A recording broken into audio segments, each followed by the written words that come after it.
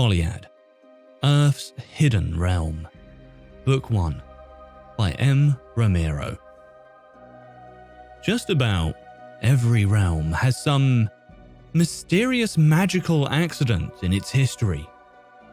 This inherent, powerful nature of magic makes any such world prone to abuse, and a warning to all who desire to wield such strength.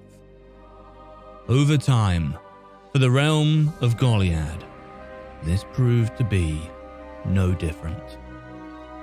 This story is true, as told by the Oracle and recorded by the Legend Scrolls and Seeing Pond.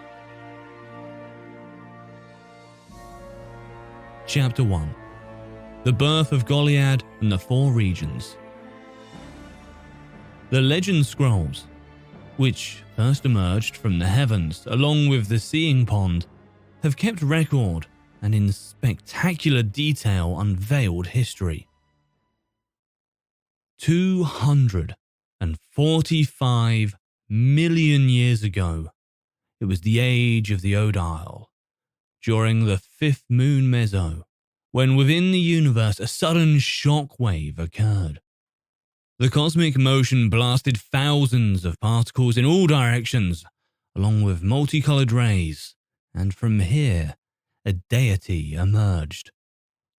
For him, the proper time is 0. Silence remained unbroken as he ventured towards a distant globe. Golden braided locks hung down his back, while loose strands caressed a flawless, pale face. Eyes like a calm, gentle sea.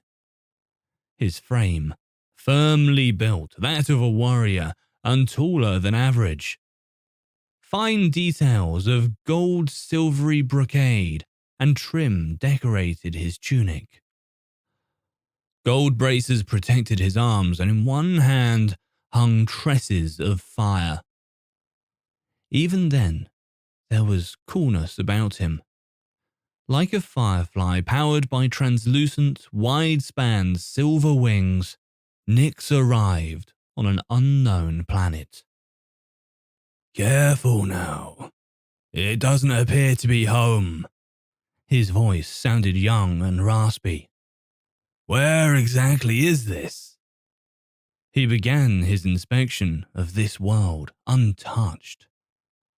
An aerial view allowed him to spy on many strange, gigantic beasts that roamed about.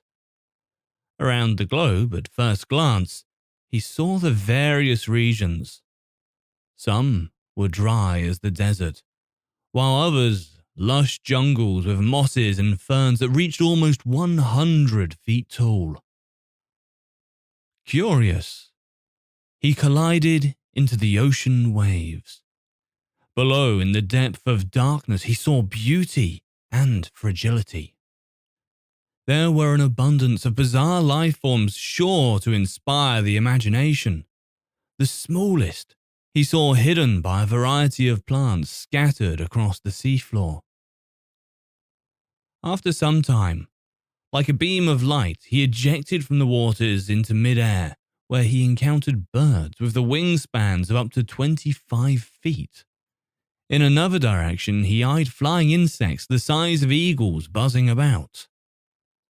Astonished by the sunset, he witnessed a glowing sun. It was a crisp circle in the bloody sky that highlighted a shaky path across the waters.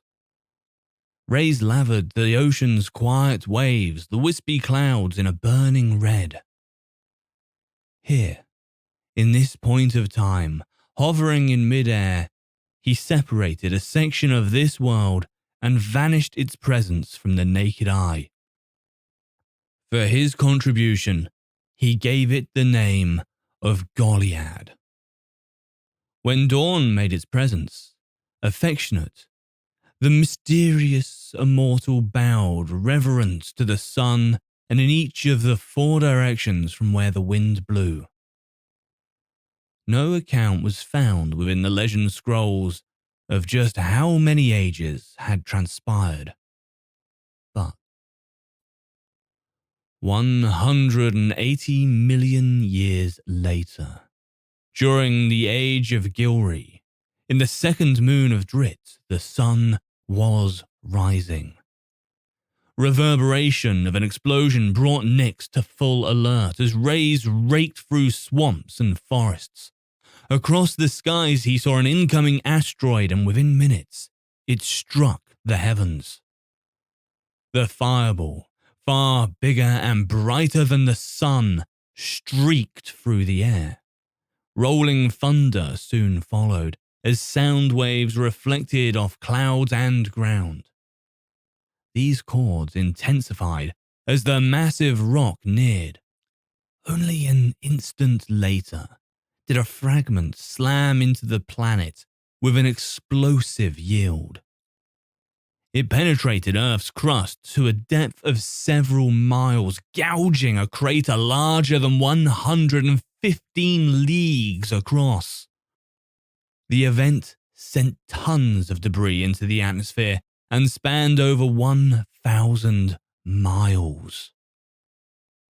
A ripple effect of earthquakes swept across the young planet. Fires choked the skies and blocked the sun. A tsunami of 1,000 feet high caused even further damage. This duration seemed to move at a slower pace, and after all had settled, little life remained. Time would march for this lonely being, and in the age of Dila, in the third moon of List, while gliding across the waters of his hidden confine, a mischievous smile formed on his features. His arms rose above his head, then fanned out and down, slow, towards his chest.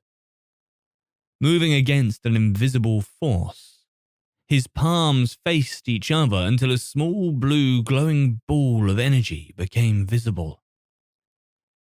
His lips moved silent, while with fury both hands thrust outwards, releasing magic into the turquoise-coloured waters. The short spell was followed by a series of explosions. Clouds of smoke ensued. Heavenwards, land erupted in masses and broke the surface. Water, assisted by southern winds, sandblasted rocks. It sculpted and carved away the land beneath. On an island, several mountains soon took shape. One rose to 20,000 feet. Rage-filled northern winds whirled about Goliad's rich soil. It churned until fine stems sprouted, growing into, at first, thin stalks of vegetation, later trees and plants.